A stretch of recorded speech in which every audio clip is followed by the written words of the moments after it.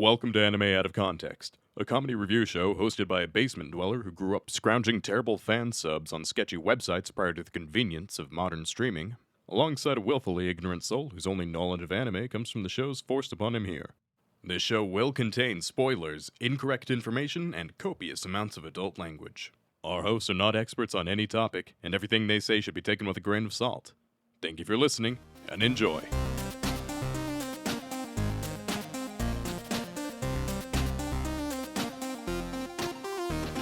Hello and welcome to Anime Out of Context, the show where I attempt to explain the sometimes weird, sometimes wonderful, but always hilarious world of anime. And if you mess with my little sister, I'll punch your head off. I'm Sean Rollins. I'm Remington Chase. You know, I love how a lot of your openers are related to the pre-banters that we do before the show over on our Patreon. But I like the context of that one just without that, because it says a lot.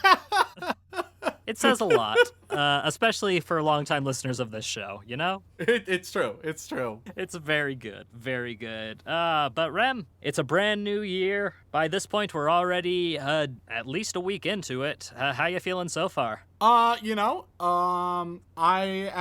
hope has not been completely broken yet for 2021. We'll see how that progresses. But right now, hey, 1 week in and it hasn't gone horribly wrong. Right?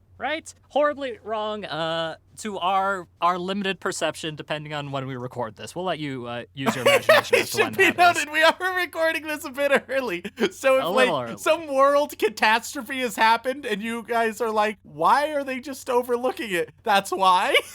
Yeah. Oh, the meteor thing? Nah, that's not that big of an issue. We don't need to worry about that. It'll be fine. So what if there are glowing monstrosities coming out of it? I've seen enough anime. I know how this works out. We'll get some spunky teenagers and they will die tragically to save all of our lives. Oh, thank God I'm no longer a spunky teenager. I know, right? Now instead we're just kind of crotchety, cynical, what are we, Rem? What has become of us? Where's our spunky teenage energy? I mean, it left us like, I don't want to say an exact age, but quite a few years ago. I think at age 13 is probably when it left us. Let's be real. real. Yeah, we basically skipped our teens. We've always been crotchety old men at heart. Yeah. I can't wait till we're actually physically old so that we can sit on a porch and just yell at teenagers as they run by. See, we do that now, and they get aggressive. Yeah, like they actually want to fight us, and we're like, oh no, you don't understand. We us and our feeble bones. Yeah, I mean, we don't look all that feeble, but trust us,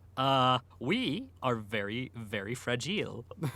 Must be Italian. But that being said, Remington, it's a new year, and what with 2020 being over, around this time, people are trying to catalog what they think their favorite anime of 2020 is. And, you know, we have a habit of talking about my favorite anime of 2020. Didn't we already do that a few weeks ago? Or did we No. not? Oh, okay, sure, why not? No. All right, I misremember probably from 2019. Yeah, a whole fucking year ago, Remington. It blends together, man. It's all the goddamn same after a certain point. I can see that. No, Rem, it's been a while. And usually at this point I would, try and give you a little bit of an option to decide what you think would be best to cover. One of my top 3 per se, because it's hard to narrow down a one favorite. But I don't get an option this time? No, partially due to the fact that we're not going to be talking about my favorite episode of my favorite anime of 2020. Oh, perfect. All right. Then, what the fuck has this preamble been? Well, it's a very clever segue into the fact that after the edge factor of last week, I needed something soft to jump into. So I decided we should turn body back the clock. pillow. You're talking about your body pillow vault, of course. Hey now. Jumping in like Scrooge McDuck. Arguably a much safer jump than what Scrooge McDuck does. It's true. He has fragile duck bones. I'm amazed he hasn't injured himself. But no. Instead, Rem, we're going to be jumping into probably, I want to say, my 4th favorite from 2018. Wait, your 4th favorite from 2018? Yeah. So I figured that'd work. Not right? your favorite from 2020. Your 4th favorite from 2 years ago. Well, I mean, my favorites this year weren't exactly super soft, and I wanted something soft. Okay. There was a lot of edgy stuff and a lot of like shonen stuff. I wanted something soft and enjoyable and lighthearted that wasn't a second season. Yeah, okay. And so what did you decide upon, Sean? I decided on an anime that I hope people remember. Really solid anime from 2018 called simply Hinamatsuri. But of course. Any guesses on what that translates to? Well, it's our main character Hina and Matsuri, which is actually it's a culinary dish prepared with chicken, and Hina is actually a little chibi chicken girl who is trying to avoid getting cooked, which sounds sort of dark, and it is if you think about it, but mostly it's just slice of life, adorable chibi chicken girl. I know you don't know much about VTubers, but I think you basically just described Takanashi Kiara's content. Oh my god. So gonna still ride that high for a little bit. But no, you're very wrong. You were actually about 50% right. The main character is called Hina. Fucking nailed it. And Matsuri is just festival celebration. And at this festival celebration, would you find a culinary dish prepared with chicken? I mean, yeah. God, I'm I good. suppose you could. I mean, granted, her favorite food appears to be oh god, what's it called? I forget the Japanese name for it, but like fish eggs and the like, if I remember correctly. Caviar? Yeah, I was trying to think of the Japanese version. Nah, get the fuck out of here. Well, obviously, a chicken isn't going to eat chicken, Sean. Are you kidding me, Rem? You do They know will. that They will. that chickens are opportunistic carnivores, right? Yeah, they'll devour anything you put in front of them. Yeah. They're a vicious creature. Hey guys, opportunistic carnivorism is a scary fucking thing. There's a That's great our word of the week. It's really more of a phrase than a word. I mean, All it's right, two words kids, slapped repeat together. after us. Look, I'm just having violent flashbacks to the one video of the horse. You know that video? Video with the horse and the chicken? Excuse me? No, there's literally just... I mean, if you- you Google horse and baby chicken, you'll see it, and it'll horrify you for the rest of your life. I do not frequent those communities, Sean. I don't chastise furries for existing, but I don't understand them either. I love how you're trying to throw the furry card at me. That's going to be very great in a little while. For a future anime that I have planned for you, especially. no. But with that, Remington, Hinamatsuri is a very strange but very amusing show. It starts with our primary male character, a man by the name of Yoshifumi Nita. Okay. And the thing about Nita here is that he's a member of the Yakuza. Oh, okay. We're real light and fluffy now. Oh yeah, no, trust me, this is a very light and fluffy show. He's a member of the Yakuza, a very well-off member of the Yakuza as well, and is enjoying his lovely, expensive vase collection, when suddenly a large capsule materializes above him and falls on his head. But of course. As it does, and when he opens it, there appears to be a young blue-haired girl who doesn't really divulge anything about herself except for that her name is Hina and the fact that she is a powerful psychic. So is she an alien? Yeah, maybe. Okay. And just in case things couldn't get any worse, her control over her powers is a bit touchy at times. So if she gets horribly upset, she might accidentally, I don't know, cause a massive psychic destruction event. We're so light and fluffy, huh? And so, thus begins the lovely, heartfelt story of Nita doing everything in his power to take care of his new, strange, adopted psychic kid. What I'm getting from this is it's Ponyo. If it...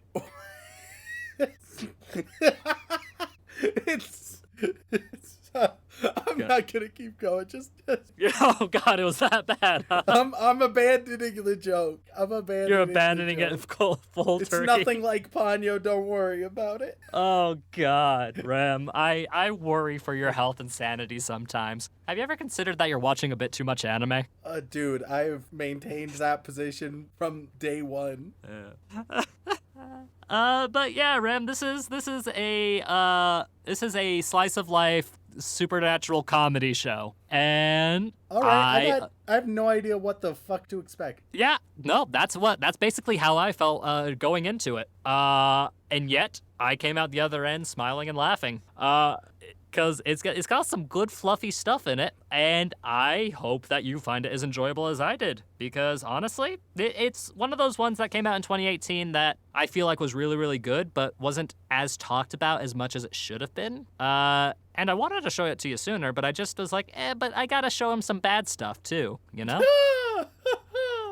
So instead, I figured to make up for this not having my favorite anime of 2020 prepared, primarily due to the fact that I'm still trying to fucking figure out which ones I want to put in those top 3 slots. Not because there were a lot of really good options, but mostly because I am torn by the fact that, a lot of them were on the edgier side of things. I didn't want to do that a row, and my other favorites were second seasons, and I don't believe in using a second season as my anime of the year because I feel like that's a cop-out. Fair enough. But with that being said, Remington, do you have any questions before we jump into it? I mean, a lot, but I figure I'll be confused till I understand, so let's just jump into it. All right then, Remington, let's jump into some Hina. We are back after consuming 5 whole episodes of 2018's Hinamatsuri. And Remington, I like this anime a lot, so be gentle, please.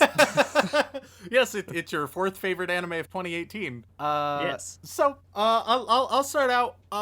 It's a weird one. It is a weird show. My go-to comparison, for multiple reasons, would be Mob Psycho. Yep, that's a fair comparison. Instead of, like, satirical action that you get with Mob Psycho, it's more satirical slice of life. Yep. But they're 2 sides of the exact same coin. Oh, very much so. Psychic powers included. And Yeah. I love it. And, like, there's some comparisons to Nita, the Yakuza buff, and Reagan that, like, you wouldn't expect because they differ in a lot of elements, but a lot of their behavior is wildly similar. Yeah, he is what you could call a weird straight man. Yep. In the comedy sense, not in the sexuality sense. I don't want to judge. Yeah. And you know, with this being a very comedic-based show, we've seen a lot of comedy shows, Sean. A lot. And I'll say I'll be generous, I'll say 10% of the comedy we have covered on this podcast is funny. Oh God, here we go. Okay. So it raises the question, is Hinamatsuri part of the 10% or part of the 90%? And there's only one way to find out. Let's jump into it, Sean. Okay. So we open up episode 1 with a red hair girl doing martial arts against like 100 different monks in a city. And she kicks their ass, and then we're told, all right, 3 years ago, let's go back, and we have not seen that girl since. I don't know if she's ever gonna come back, if we're ever gonna get to the 3 years back and see what's going on there. I got no idea. But that martial arts girl was only there as an intro of nothing. Although, to be fair, if she never did come back, how much would you love that? I would really like it. Just be like, here's this kung fu scene. Now 3 years ago, here's the actual story, but that kung fu scene was neat, wasn't it? Yep. I assume she comes back. I mean, yeah. So it's a pretty weird and inane show, but it's not that weird and inane. Yeah, surprisingly, this show, despite being like comedy slice of life, has very strong continuity, consistency, and consequences. Like, this little silly show has more consequences for all of everyone's actions than, I would say, 95% of the anime we watch, frankly. It's crazy. It's insane. Like, things will happen that you'll think are just like, oh, haha, silly joke moment. But then that's just how it goes for the rest of the show. That's just how it is. Yeah. One thing that comes to mind is bartender girl. Yes, we'll get to her. Yes. Well, basically just the other middle schoolers can fill up the entire category. So, in episode 1, then we meet Nita. He's a rich Yakuza homie, and suddenly he's just chilling, drinking some wine when an interdimensional warp pod lands on his head. He eventually opens it up and there's a middle school girl inside, who starts wrecking his shit. And so under duress, he starts taking care of her, takes her shopping, puts her into school. Nita, he's in the Yakuza, but that isn't even his defining quality, I would say. His defining quality is his obsession with vases. He fucking loves vases. All vases. He loves them. Can't get enough of them. His screensaver on his phone is just a picture of a vase. He has a painting of a vase. He loves vases. Why wouldn't More than you? I think I've loved anything in my life. Well, to be fair, mate, you hate most things, so It's not a high bar. the comparison is a bit weak there. But I mean, have you seen those vases? They're pretty good. They are pretty nice. Yeah. So it's a lot of like, oh, is she going to get used to like the real world? And she just doesn't answer. It's like, he was like, where'd you come from? What's going on? And she's like, I'm not answering these questions. Let's go. Which, that's a way to handle it. Sure, why not? Just if I'm okay if they just don't answer those questions at this point, because they just blatantly said from the get-go, like, that's not important for the story we're telling, so don't worry about it. Which, hey, at least they're upfront about it. So he's getting her used to like the normal world, and it's like, oh, you can't use your powers, but if she doesn't use her powers for long enough, then she loses control. The show is and nothing there's if a nice not little honest. explosion. Yeah, it's true. So he's like, all right, how can we safely use her powers? He gets her to help doing a construction job with trees and whatnot. And that's nice. And she's like, well, I don't just want to be used, blah, blah, blah. They have a nice little heart-to-heart.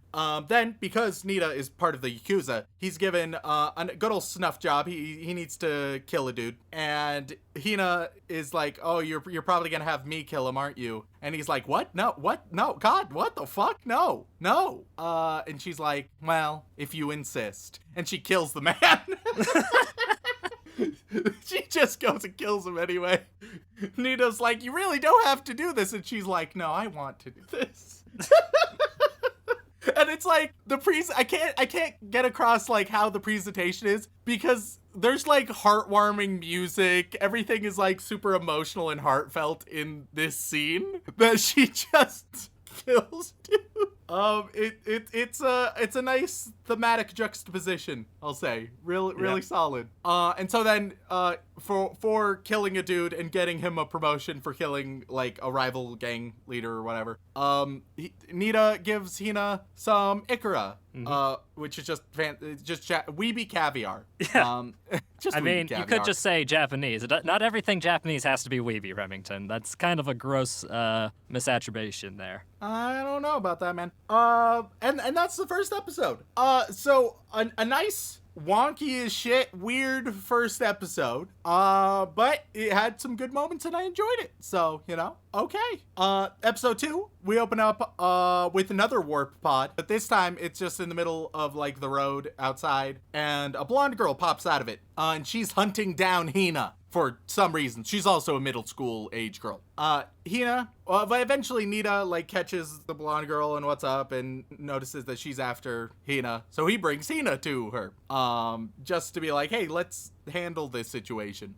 Because the blonde girl also just like fucked up a street gang completely and is now just wearing the leader's clothes around. So, you want to handle the situation some way or another before it gets out of hand. So he confronts the girl who is, her name is Anzu, the blonde one. Mm-hmm. And then we have a great battle between Anzu and Hina and their psychokinetic powers, right? Yep. And the battle, Nita is like, hey, instead of like fighting and trying to kill each other and everything, because I know, Anzu, you were sent to kill Hina for some reason, not really explained. Don't worry about it. I get that, but maybe like instead of doing that, what if we play high stakes rock paper scissors? Cool. So they do it, and it's a great scene. Basically, rock paper scissors, winner then tries to use their psychokinetic powers to turn the other's head in a direction, and that's it. And if they succeed, they win. It's actually more based on the game where you're supposed to try and get somebody to look in the direction you're pointing, and they're kind of cheating with the psychic powers. Yeah. It's really all about the strength of the psychic powers here. There's going to be so many things that, like, I'll try to explain, but I cannot capture the je ne sais quoi. I cannot capture the essence of Hinamatsuri in so many of these instances. Like, in this, the best I can say is it's a great scene because the way their faces shake. Like, that makes no sense if you haven't seen it, but those who have will agree. That's why the scene is great. It's like, it sounds so juvenile that their heads shake funny. And that's like, but that's... This is some top tier critical analysis, Rem. Like, I am enthralled. I can't wait for your 12-page essay to come out on this, your thesis delving into the deep nuances of comedy. This is going to be great. It's what works. They have really good, like, expressions and physical comedy all throughout this show. Some really solid physical comedy. A good chunk of my reaction GIF folder is filled with Hinamatsuri stuff, so... It's solid shit. So, Hina wins, and they decide to hang out, because that's how you do. So Anzu and Hina, they hang out a bit. Nita watches their clothes, as well as watches the transportation warp pod ball. And then, and by watching that, it means that Anzu can't use the warp ball to transport back. And so at this stage, I thought the route they were going was, okay, so she's going to go back to Nita and Hina, and now Nita is going to be essentially like a father of two. No, but we'll get to that in a little bit. But that is just not the direction they go with it. Meanwhile, Nita, he's been having bad luck with women, Sean. Things ain't going great for him. He used to be a player, but now the ladies are like, haha, you're cute, but no. And what's going on with that? Well, it's because they're like, oh, he's focusing on his daughter. That's cute. I won't try to fuck around with him, in the very literal sense. And so he's like, that's bullshit. And so he starts ignoring Hina so that he can get some pussy. Like, he's just a horn dog. That's what he's doing. That's all he wants in the world. I mean, look, he's a grown man with some basic urges, you know, and raising a child is hard. Sometimes you need to, you need to release it every once in a while, you know? So, so Hina decides that, she doesn't know what's going on with her dad, so she's going to stalk him with her friend. Her friend, Hitomi, right? From school. And so she like spies on him. They end up going into the bar that he's at. But he's not there yet. In fact, the bar is empty. So Hina just leaves her friend at the bar, at the abandoned closed bar. And then someone walks in and orders something. And the middle school friend is like, oh, I don't know. And he's like, I'll show you. Just don't worry about it. Here, this is how you make that. And so Hina just abandons her friend in the bar with a strange man, which is fine. And Hitomi just starts making a drink and starts learning the ropes. So then, eventually everything is like reunited, and eventually it's like, hey, take care of your daughter, you fuck. And like the bartender tells Hina to tell Nita, like, oh, I want to spend quality time with you. And the presentation of that is, hey, Nita, hello, my proxy father. Let's go to the girly clubs together. And everyone's like, all right, let's do it. So the entire bar, including Hitomi, just the friend, the middle school friend, and Hina, they just go to a girly club, which I imagine is basically just a strip club. Kind of a hostess club. It's essentially, it's literally just a place to hang out and drink while people fawn over you, essentially. Okay. Yeah, it's a bit of a strange thing, but it's a very common gag for depicting a sleazy and/or loose character. Yep. So let's bring the kids along. So they bring the kids along. Not a place you bring kids. Parents, the kids have a great time. Kids time. to host clubs. The kids have a lot of fun. Yeah. So kids, if you're ever in Japan, No, we can't endorse that. I don't know, man. It seemed like it was a lot of family-friendly good times. You can't go into those places without your parents, and I'm pretty dang sure most places don't allow you in there like that. So, that's how episode 2 ends. Episode 3, we open up with Anzu, the blonde girl who's now trapped there. She's getting by stealing shit, and a homeless guy is like, oh, you can't just... And this is the same homeless guy. I didn't mention this. In episode 2, he helped Nita find Anzu in the first place. And he was like... And he felt really bad about it, because he assumed that he was helping sell a little girl into sex trafficking. And they were like, oh, no, nothing like that. But it was just a very nice, casual sex trafficking conversation, you know, as you're wont to have. I mean, that's how most of our sex trafficking conversations go, as far as I can tell. They're all pretty nonchalant. They're pretty nonchalant conversations. But the homeless guy is like, there are better ways to get stuff other than stealing. Just collect a bunch of cans, and then you can sell them, and then you can buy some cup noodles. And so she does. She goes to collect cans, and she gets some money. She joins a homeless commune in the forest of the park, and she buys everyone some sake, gives them a drink. They're still, the homeless commune is unsure about Anzu until she sings to them. She sings marvelously, absolutely stunningly, and they are all just so enamored by her. More or less. And so they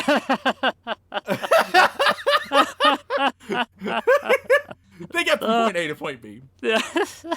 Yeah, no, that's one way to think of it. That's one way to think of it. She chats with Nita, Yakuza dad, right?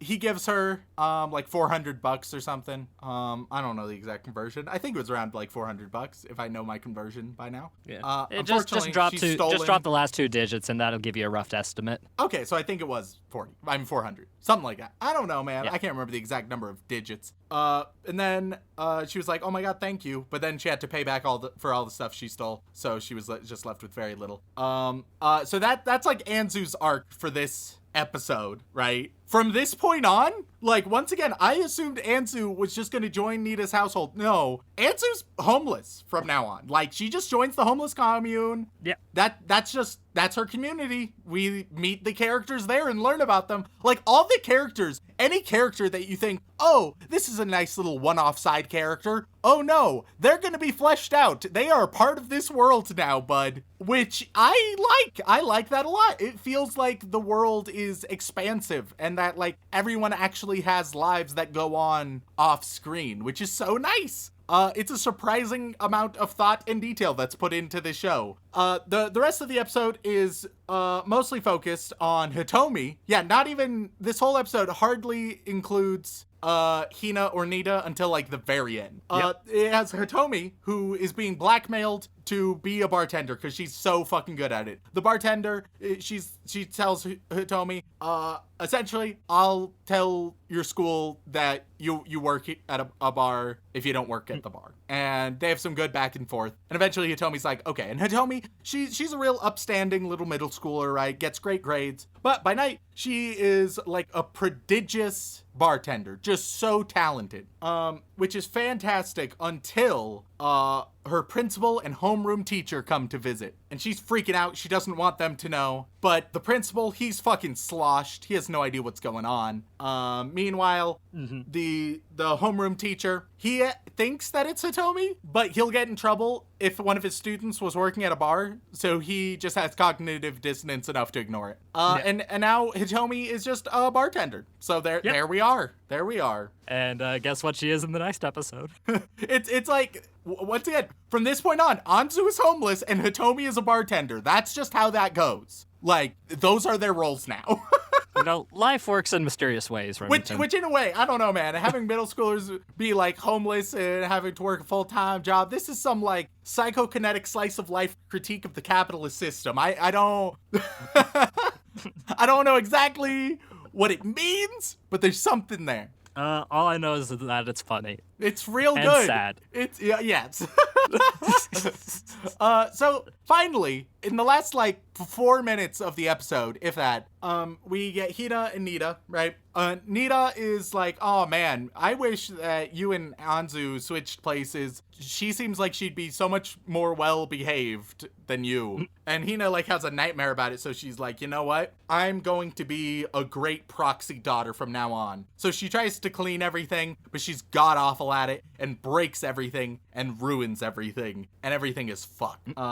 Which leads right into episode 4, where Nita returns home to see how everything is fucked. And he's like, oh, you broke my prized vase, which is the only real thing he cares about in this world, you recall. He likes women. He enjoys having a proxy daughter, but above all else, he loves fucking vases. Well, presumably not fucking vases. I don't know. Well, maybe I mean, vases. you never know. You never know. He probably fucks vases. Like, I think he's a vase fucker. he's got a lot of shapes and sizes. I think it could work. I think at least a couple of those are fleshlights. All I'm saying. Anyway, so he gets Would you mad like to try at the Hina. Ming? Oh God, he gets mad at Hina and disowns her. And Hina, she's given some money and she's like, okay, I have a little money. She spends it all on like a single meal, and she's like, I don't know what to do now. So she goes with Anzu and is like, hey, you're homeless. Help me be homeless. Cool. And so, with Anzu, Nita, meanwhile, there's a lot of disapproval over Nita for disowning his daughter, because no one knows that she's just like a psychokinetic alien, right? They all assume that to some degree he's like the father. his actual daughter, yeah. Yeah. So they're all like, that's really fucked up, Nita. Anzu is getting real sick and tired of Hina's shit. Hina just eats everything, wastes all the supplies, doesn't work to get any of the money. So after a few days, Anzu is like, I need to kick you out, Hina. You're ridiculous. So Hina's been kicked out 2 times in 1 episode. She's like, all right, I need some way to get money. She sees a band busking on the street, just rocking out. She's like, I can do that. So she does her street magic, quote unquote. So she just uses her psychokinetic powers to levitate shit. It's a hit. The band is like, that's awesome. Let's work together. You get this band magic act that people fucking love and are showering money upon, right? The bandmates, they're pretty cool. They're good guys. Eventually, though, Hina's like, hey, I have quit the band. There's something I gotta do. And they're like, oh man, are you sure? And it's like, nah, bro. No, look in her eyes. She needs to do something. It's okay, Hina. Live your best life. Like, they're just super supportive. These guys we've known for like 3 it's like minutes. if you got a bunch of Dave Grohls, yeah. street busking Dave Grohls, and they entertained Real someone solid who fellas. needed help for a night. It was Real very solid good. fellas. Yeah. So Hina uses the money she gets to buy like $29 vase, and goes to give it back to Nita. And Nita is like, okay, I appreciate it. Okay, come on in. And everything's good on that front. You also get a final thing at the end of the episode where you get bar confessions to Hitomi. Just people going into the bar, drinking, and confessing their entire lives to this middle school girl. None of them know she's a middle school girl because she's too darn talented to be a middle schooler. Gosh darn Yeah, it. I mean, hey, that makes sense to me. What kind of Of middle course. schooler knows how to make a perfect martini like that? I mean, come on. That would be irresponsible. It would be reprehensible. So that happens. Then later, Hitomi meets Anzu, just trying to get a bunch of cans. And Hitomi's like, hey, I'm a bartender. I know where you can get a bunch of cans. So she gets a bunch of cans for Anzu. And Anzu is like, oh my God, you're the single best person ever. Come over to my shack. And so come over to my shack. I will treat you. Here, you can have this special $2 ramen. And Oh, that's the premium stuff. You gotta be careful with that. it is. And Hitomi is like, oh, yay. Because Hitomi is making like $15 an hour. Anzu, meanwhile, is making $6 a day. Which, oh God. Oof. Good old class discrepancy. I wish I lived in a world where a middle schooler could make 15 an hour, or anybody could make 15 Oh, an hour. dude. Just that. Ooh, that'd be nice. That'd be so swell. But they sort of become friends, good times. And that's basically the end of episode 4. Finally, final episode that we saw, episode 5. Here we go. Anzu, she sees a homeless dude who's willing to buy TVs for $30, and she's like, well, that's like 5 days of can collecting right there. I can make bank if I even find a single TV. So Hina and Hitomi, they both join her, and they all search. They find a bunch of shitty TVs that the guy's like, I don't know, I'll give you like 10 cents for it. Jeez. And she's like, oh no. So they look for flat screens just like in a field, just in some grass. Like, they spend a lot of time just looking for a flat screen TV in grass. And they don't find it, shockingly. So then Hina and Hitomi, they both want to help their friend, right? People dump things, you know? Yeah, well, yeah, but like in a very public and happy grassy area, I don't think they're gonna dump a flat screen there. So Hitomi, her plan, her parents just bought a new TV, so they were gonna throw away the old one. So she's like, okay, I'm gonna hide like the old one, and then we're going to quote unquote find it, and it'll all work out. She gets in a little bit of trouble for throwing away a large item in public because you shouldn't do that. So she ends up just like, all right, I'll just give it to her. Well, you never so know, she just Rem. gives. You never know. It's, yeah, I mean, it's responsible. You know, litter is bad, especially for big litter. So she ends up just like giving the TV pretty blatantly to Anzu. Hina, meanwhile, in a great bit of child logic, it's like, okay, we need to get a TV to sell the TV. So Hina goes to Nina and it's like, hey, can we get a flat screen TV? And he's like, all right, yeah, sure, just get it from here, I guess.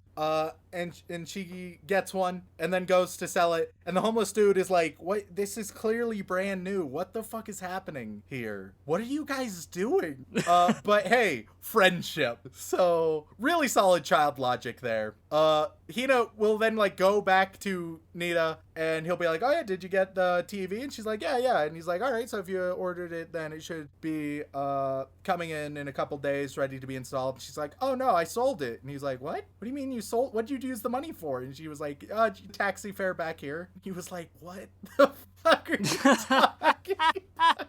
It's a great moment. It's a great scene of just, excuse me.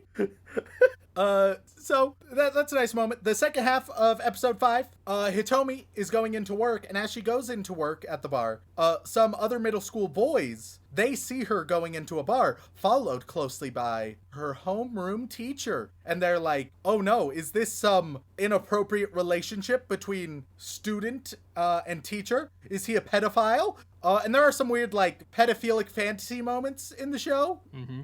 They aren't, like, too much, but they were enough to make me a little bit uncomfortable. Which is what they were supposed to do, Rem. Yeah. So, the two boys are like, we need to conduct an investigation. They get one of their friends, who's also one of Hitomi's friends. They lay out what's going on. Hitomi's friend is like, that's ridiculous. But we need to investigate. They grab Hina to be a mascot, yep. And that's basically what Hina is. Hina doesn't do a whole lot.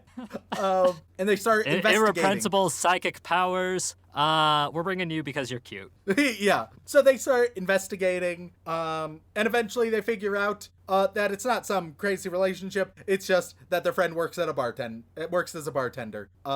And there's some great expressions as Hitomi is caught. Like, Hitomi, she's like a pretty straight-laced character, but she has phenomenal expressions like every time. Yep. Because she can't keep a secret. She can't. Yeah, nope. So she gets caught, and that's how the episode ends. And so those are the 5 episodes. Rem, you know how you can tell just in the little things that somebody is about to make you really happy? Yeah, Sean? You got all their names right on like the first or second go. Which is impressive considering there are quite a few. Yeah, which usually means, Rem, if I am not mistaken, you enjoyed this show. It's definitely indicative of that, yeah. It's a solid show. There were some weirder moments that weren't cringy, but also didn't make me laugh and just served to confuse me a bit more. But overall, it is a very funny show. Very, very enjoyable. So I compared it to Mob Psycho earlier, right? Mm-hmm. I'm going to say 2 things comparing it to Mob Psycho. Both will piss off different people. First, uh-oh. Rem, you're already on my good side. Do you really want to just flip the scripts already? I think quality-wise, Mob Psycho is probably the better show. That being said, I think I enjoyed Hinamatsuri more. So both of those things I'm going to place there. Frustrate a bit of both fandoms a little bit. And that's where I stand. That being said, if you enjoy Mob Psycho, I think you will enjoy this. Oh, without a doubt, because this is a really, really good show. Like if you just want some moe trash, slice of life version of Mob Psycho, this is it. This is that. And it's got a pretty art style too, so that'll help if Mob Psycho turns you off visually a little. Yeah, it actually looks nice, which is a But that being said, you should still watch Mob Psycho because its charm and its hideousness is what makes it great. That's what they say about us too, Sean. Yeah. It's amazing we're not single. People like us for some reason. I wish I knew why. Good fucking question. But Rem, Hinamatsuri, you understand why I had listed it as probably my fourth favorite of 2018, right? Yeah, it's pretty solid. It's real good. I don't think it's like one of the greatest things of all time by any means, but I think it is good enough that most people would enjoy it. Yeah, care to take a guess at the Mal score on it? This is a tough one. This one, I think, this feels like something I would say is more correctly rated than most anime. I think it's gonna be around an 8. 8? That Yeah, high, huh? pretty high, I know. But I think it might end up being like a 7.9 or anything. But I think I'm gonna go with an 8. All right, well, Remington, with approximately 164,190 users, this show, Hinamatsuri, is currently sitting at a very lovely 8.22. Wow. Okay. It's higher than I expected. No, like, everybody who's watched this show has pretty universally enjoyed it. Anybody who this does not seem like a very polarizing show. It seems like if you watch it, you're probably gonna enjoy it. Yeah, no, like the people who would leave a bad review on this show aren't really looking for any kind of clever comedy with human characters. They're just not looking for that kind of thing. Yeah, I think Hinamatsuri, it's very much like, do you think you will like this show? You almost certainly will then. Like, Yeah. if there are very few people, I think, who will be like, oh, that seems like a show perfect for me, and then be disappointed. And it is very easily probably one of my favorite things to come out of Studio Feel. That's the name of the studio that made this one, by the way, Feel. It's called Feel. Oh, but of course, good old Feel. Yeah, because I'll be honest with you right now, Rem. Most of Feel's stuff, mm-mm. Yeah? That's a solid mm-mm from me. Oh, God. There is so much bullshit in Studio Feel's repertoire that it's hard to find the good stuff, but I think this might easily be one of the best things to come out of Feel. That and Oregairu, probably. But that's not one we've covered yet, and maybe we'll cover it soon, since you responded so positively to this one. I mean, maybe. But Graham, Hinamatsuri is a very special show for me because not only is it very funny and very good, but I will say it does hit a few emotional notes as it goes along as well. After you've only seen half of the series, it's only a 12-episode series. But by the end of it, I felt all the good emotions for all these characters, which is very, very enjoyable for me. And just for your frame of reference, my top 3 of 2018 in no particular order were Place Further Than the Universe, Violet Evergarden, and Bunny Girl Senpai, if I remember correctly. So because 2018 was a good fucking year for anime. The year we started reviewing anime as well, actually, now that I think about it. Oh my god, it's almost been 3 years, Rem. Oh no. Oh god, don't I'm wasting my mortality away watching fucking anime. But Rem, you watched a really good anime this time. Yeah, this time. How long is that gonna last? Well, it remains to be seen. So I suppose the last question I have to ask you, Rem, any chance you want to watch a little more Hinamatsuri with me? You know what? I would love to, actually. Weirdly, I would really enjoy that, Sean. Yeah, and since it's a 12-episode guide, we could probably finish it next time we do it. And if it ever gets a second season, we'll see. I don't know. You never know with these things. But with that, thank you all so much for tuning in. We really appreciate it. If you enjoyed Remington actually having a positive opinion about a show for once, then please leave a review on whatever platform you listen on, whether that be Apple Podcasts, Podbean, Stitcher, Spotify, or word of mouth is an excellent way for us to grow as well. And if you'd like to support us even more directly, as well as gain access to all kinds of lovely bonus content, including having your name horribly mispronounced by my dear friend Remington, then you can head on over to patreon.com/animeoutofcontext. Remington, who are we thinking of this week? Of course, we would like to send our regards to all of our bland bitch protagonists, as well as our magical girls. But moving on up, we reach the yandere waifu tier, who'll use their psychic kinetic powers to break all of our vases until we love them. And on that list, we have Matthew B., Supercalifragilisticexpialidocious, Reverse Gizmo Gizmo, Redneck Weeb, Kitty, Yuno Gasai, Juliana, The Booty Knight, Snap Snips, Jacob Livingston, H. Wood, Farmer I'm too sexy for my shirt, so sexy it hurts weeb, Alexander Nasian Senyo, Remhub, Andrew Rowicki, Matthew B. Wait a minute, what? Didn't I? The order's fucked. The order's fucked. Oh no! Oh no, Rem, your rhythm. You've lost your rhythm. I don't know. Okay, there's a chance your name will be said twice, or like maybe not at all. I don't know. Patreon gets fucky sometimes, y'all. I've told it to sort, and it's freaking out. I'm sorry. Continuing We're on. professionals. We're professionals. If this is just like a different Matthew B, then no, because I see Reverse Gizmo. Fuck, Devin McCutcheon, Sage Shifter, and then here's Supercalifragilisticexpialidocious. Oh no, I'm worried because this almost certainly means there's gonna be like 6 people missing for sure. And if you are one of those 6 people, email us. Yes. We Just will Patreon send you fuck apologies. up in the title. All right, Yeah. Continuing. Sean Onichan, Baku, ready to be isekai'd. Remington Merrill. Alex from Down Under Thunder, we don't send to just plunder, hit that shit like a golf runner. Apostle of the Church of Remington. Snap Snips, Ichigo Simp 015. Echidna is best girl. Remington is not a man of culture, Foxen Boy. The Booty Knight. Andrew Sinclair. Jax. Dark Swarm 713, Yuno Gasai, Kitty, Redneck Weeb, Edgelord Anaphrisia, Ariel Bird. I used Rem's hot takes to warm my house, but all it did was burn it down. They're too damn hot. Lonely Geek 23, Oh, that's pretty good. Darth Pikachu, Elise Howard. Thank absolutely each and every one of you. We move on. We go over to Hogwarts. We're hitting the boy wizard tier.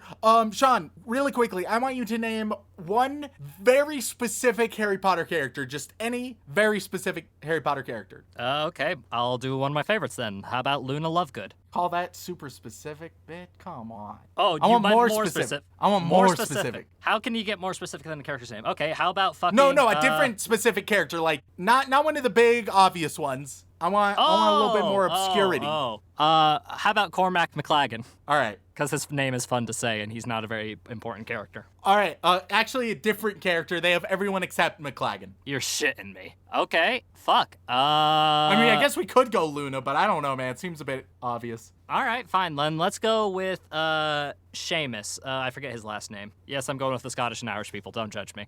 Just Seamus Finnegan. Yes, Seamus Finnegan. There you go. The most Irish man. All right. So, all of our boy wizards are going to get a title of a Harry Potter fan fiction that has the character Seamus Finnegan in it. Oh god, I'm so sorry. I am so sorry. So, Oh god, if I knew this was that route, I would have chosen a different route. Oh no, I'm so sorry. all right, so Spicy Log Horizon is one of the best written isekai use the BS rule hot take. You get All Because of Amortentia, which is apparently a love story between Draco Malfoy and an original character named Greta. Oh god, self-inserts. Delina Perez, you get It All Started with a Letter. Everyone gets a letter and they have to do exactly what it says.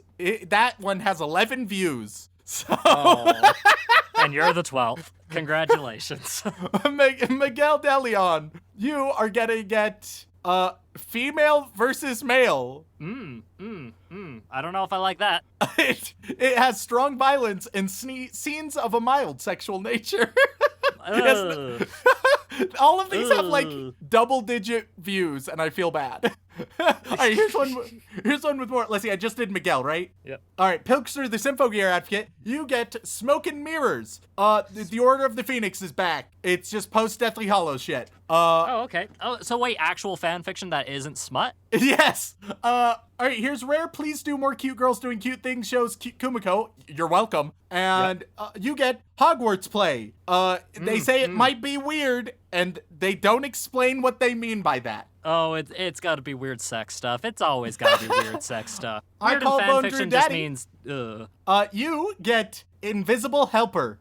This is about Arena. She's always wondered about her past. Who's her mother? What's going on? I'm trying to figure out where Seamus fits into all of these, and I can't fucking tell you. I think it's just that he's included at some point. Like, unfortunately, he's not a main character. He's just, like, there. Oh, I mean, that's how he was in the books, too, so it's fine.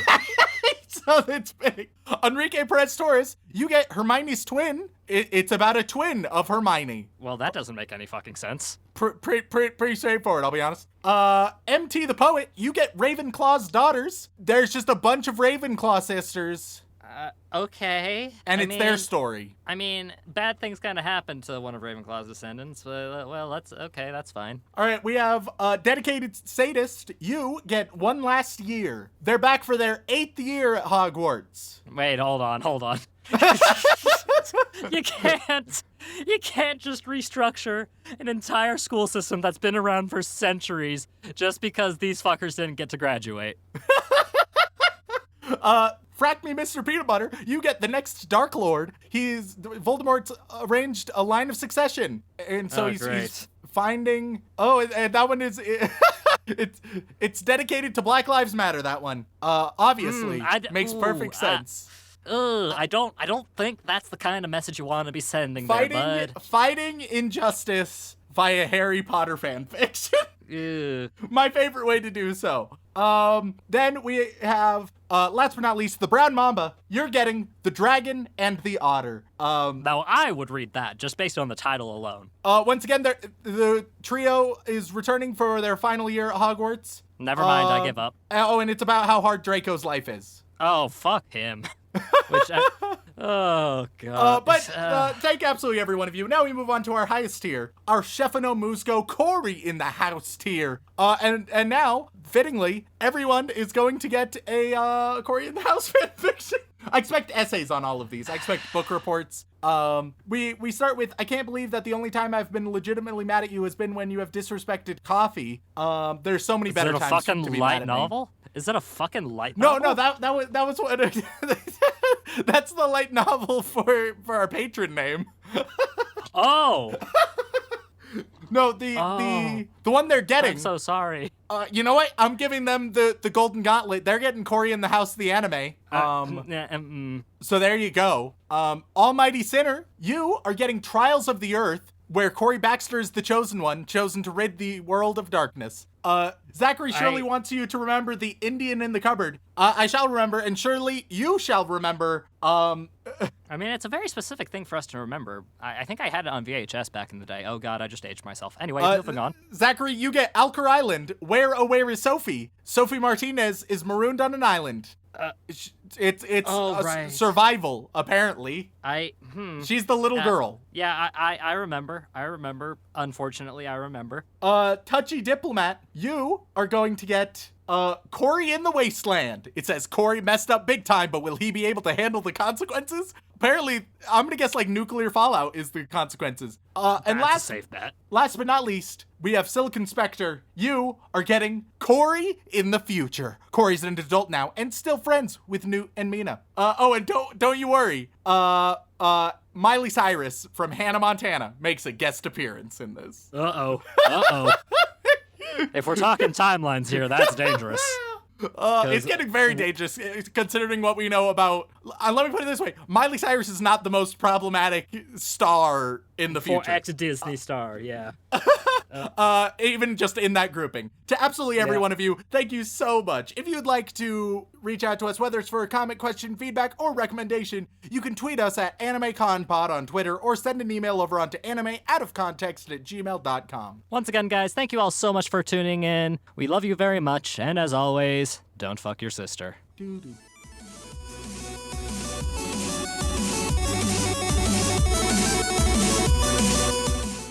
Oh. If only Sean's internet connection was good. That'd be swell.